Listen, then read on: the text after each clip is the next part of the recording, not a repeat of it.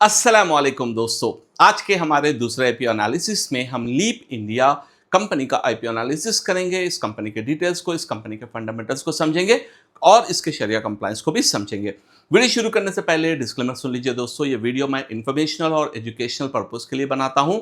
ये investment advice नहीं है। आप इन्वेस्ट करने से पहले अपना खुद का रिसर्च और अपने फाइनेंशियल एडवाइजर से भी बात कर लीजिए। चलिए देखते हैं ये जो कंपनी है लीप इंडिया, ये कंपनी का क्या बिजनेस है, ये कंपनी क्या सर्विसेज प्रोवाइड करती है और इनका जो है क्या स्पेशलाइजेशन है।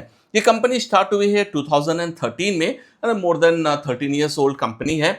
और अब देख सकते हैं leap India specialisation sustainable supply chain and asset pooling solutions, यानी ये कंपनी जो है जो वर्क करती है वो supply chain and asset pooling solutions. आगे मैं इसको आपको समझाऊंगा। It offers including equipment pooling, इसी तरह returnable packaging, inventory management, transportation and repair and maintenance across industries like e commerce, FMCG etcetera etcetera. तो एक सिंपल से इस पर्टिकुलर कंपनी का बिजनेस मॉडल क्या है।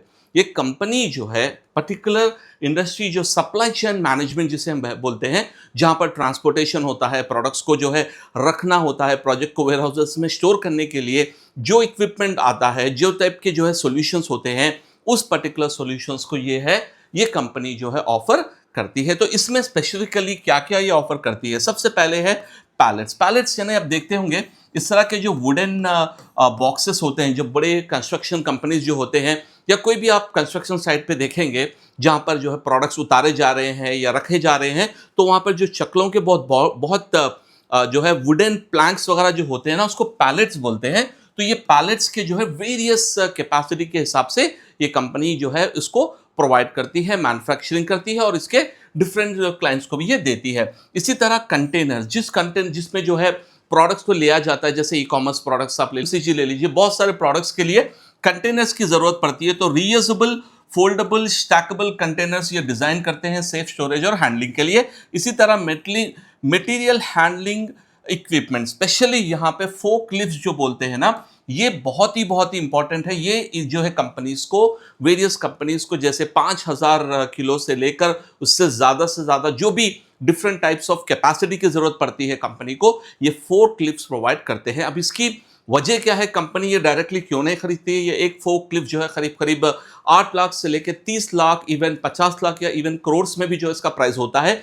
तो इस वजह से बहुत सारे कंपनीज क्या करते हैं, जो उनको रेगुलर में यूज आता है उसके लिए वो खरीदते हैं, लेकिन जो उनको जो एक्स्ट्रा जो सीजनल रिक्वायरमेंट के हिसाब से ज्यादा फोकलिफ्ट्स की जरूरत पड़ती है उनके वेयर हाउसेस वगैरह में, तो ये कंपनी जो है रेंटल उसका प्रोवाइड करती है। इसी तरह आर्टिकुलेटेड फिर जो है फोकलिफ्ट, जैसे compact forklift design for narrow aisles as well as improving warehouse space utilisation, और साथ ही साथ very narrow aisle forklifts also ये कंपनी जो है स्पेशलाइज करती है और इन पर्टिकुलर कंपनीज को ये प्रोवाइड करती है। यानी ये कंपनी का जो बिजनेस मॉडल वो ये है कि ये सप्लाई चेन को एफिशिएंट बनाती है और साथ ही साथ एसेट पुलिंग, यानी जो डिफरेंट टाइप्स ऑफ एसेट ये नहीं खरीदती, बल्कि डिफरेंट वेंडर्स के पास से जो प्रोडक्ट्स होते हैं, डिफरेंट वेंडर्स से भी इनका टाई अप है, जहां से ये प्रोडक्ट्स को लेकर जो है डिफरेंट इंडस्ट्रीज में ये सप्लाई करते हैं। उनके बहुत सारे कस्टमर्स, जैसे मैंने इनके वेबसाइट पर पढ़ा है, पेप्सी है, इनके कस्टमर्स में जो है अमेजॉन है, इनके कस्टमर्स में जो है मैरिको है, इसी तरह इनके कस्टमर्स लिस्ट में फ्लिपकार्ट है। इस तरह बहुत बड़े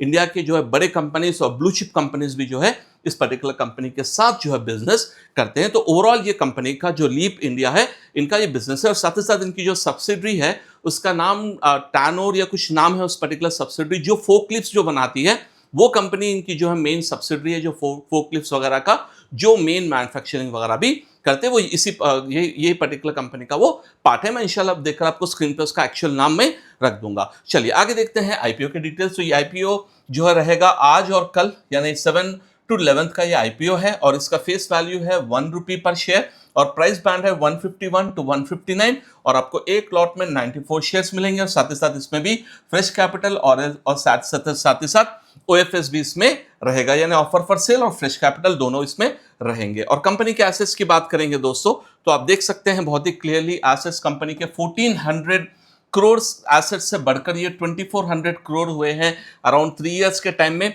इसी तरह इनका टोटल इनकम 371.94 करोड़ से बढ़कर 485 करोड़, उससे बढ़कर 747.36 करोड़, और इनका प्रॉफिट भी हम देखेंगे तो 17 करोड़ से 37.57 करोड़। हालांकि यहाँ पर एक्चुअली बहुत ज़्यादा इनका और मोर देन 100 करोड़ का इनका रेवेन्यू बढ़ा है, लेकिन प्रॉफिट उतना ही है। कोई स्पेसिफिक रीजंस उसके हो सकते हैं। और साथ ही साथ अगर नेक्स्ट देखेंगे नेक्स्ट ईयर में तो 62.34 करोड़ से एबिटा भी इनका बढ़ रहा है। इसी तरह इनके रिजर्व और सरप्लस है। लेकिन एक पॉइंट यहाँ पर है कि ये कंपनी का जो है कंपैरेटिवली बहुत ज्यादा इनका जो है बोरोइंग भी बढ़ रही है। तो ओवरऑल हम ये कह सकते हैं कि हाँ, कंपनी का टॉप लाइन और कंपनी का जो है बिजनेस बढ़ रहा है, कंपनी के प्रॉफिट्स भी अच्छे से बढ़ रहे हैं। साथ ही साथ एक नेगेटिव पॉइंट है कि इनकी बोरोइंग भी बढ़ रही है। चलिए आगे देखते हैं इनके केपीआई फैक्टर्स। सो आरओई है बहुत ही कम। नॉर्मली हम यहाँ पर 20% एक्सपेक्टेशन रखते हैं। आरओसी है अराउंड 19.03, इट्स ओके। और डेट टू इक्विटी अराउंड 1.01 है। और रिटर्न ऑन नेटवर्थ भी बहुत कम है 6%।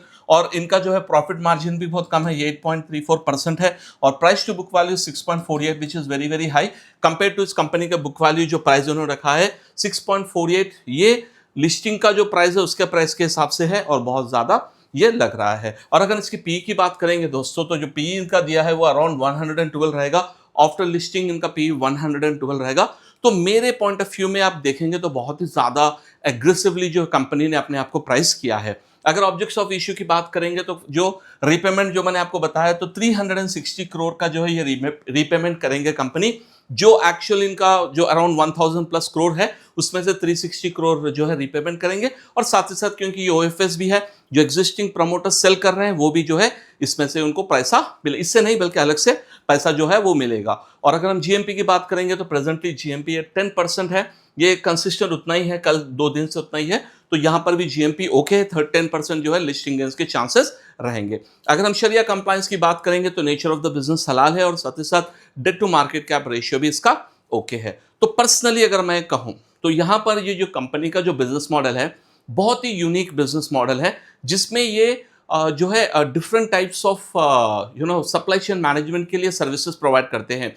अगर आप देखेंगे फोकलिफ्ट्स के बिजनेस पॉइंट ऑफ व्यू और इनका जो इंडस्ट्री पॉइंट ऑफ व्यू है, तो ये एक यूनिक मॉडल है जो एसेट पुलिंग मॉडल जिसे कहते हैं। ये एक इनका यूनिक मॉडल है फॉर सप्लाई चेन मैनेजमेंट। और कंपनी ने ग्रोथ भी दिखाया है, कंपनी के प्रॉफिट्स भी है और कंपनी का जो है रेवेन्यू भी बढ़ रहा है। लेकिन एक ही पॉइंट है कि इनका जो आईपीओ है वो बहुत ही एग्रेसिवली प्राइस किया गया है। In terms of book value also बहुत ही एग्रेसिव है।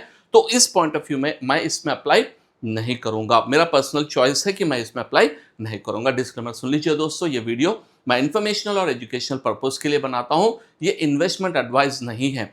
आप इन्वेस्ट करने से पहले अपना खुद का रिसर्च और अपने फाइनेंशियल एडवाइजर से बात कीजिए। उम्मीद है आपको ये वीडियो पसंद आया। वीडियो पसंद आया तो आप लाइक और सब्सक्राइब कर लीजिए और इंशाल्लाह और भी आईपीओ के वीडियोस भी मैं इंशाल्लाह आगे बनाऊंगा। अस्सलामु अलैकुम।